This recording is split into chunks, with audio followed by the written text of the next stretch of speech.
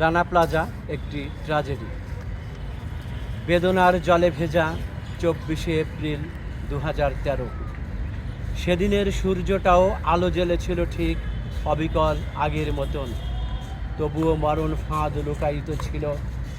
সাভারের রানা প্লাজা বয়সের ভারে নুব্জ ছিল না মোটেই, তবু এই শক্তিহীন মেরুদণ্ডে ভর করা স্থূল রানা প্লাজা কি এমন কষ্ট নিয়ে শুয়ে পড়েছিল জানেন সোহেল রানা?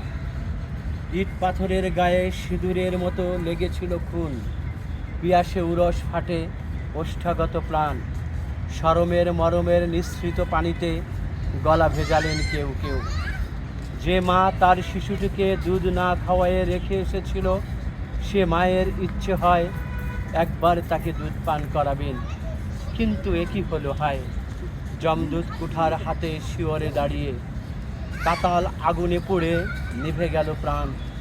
তাণ্ডবের ভাঁজে ভাঁজে ঝরা শেফালির মতো পড়েছিল অগণিত লাশ। রানা প্লাজার গহ্বরে ঘুমিয়ে গেলেন 1175 রক্তিম শ্রমিক এবং আহত 2000-এরও বেশি। সাভারের রানা প্লাজা আজ আর নেই, তবু নিস্তব্ধ আধারে শ্রমিকের আত্মা ভিড় করে এসে লাশে লাশে ফিসফাস।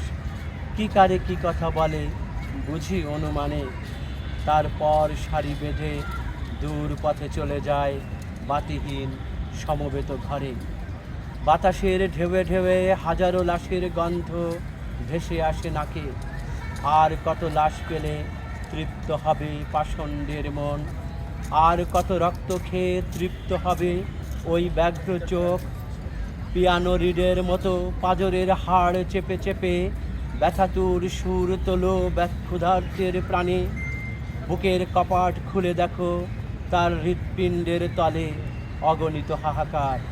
শতাব্দী শতাব্দী ধরে শ্রমিকের কত স্বপ্ন বরফের নিচে চাপা পড়ে আছে। সময়ের মৃত্তিকায় এবারও কি তবে ঢাকা পড়ে যাবে লাশের কফিনে লেখা দাবি আদায়ের রক্তমাখা চিঠি? ধন্যবাদ সবাইকে।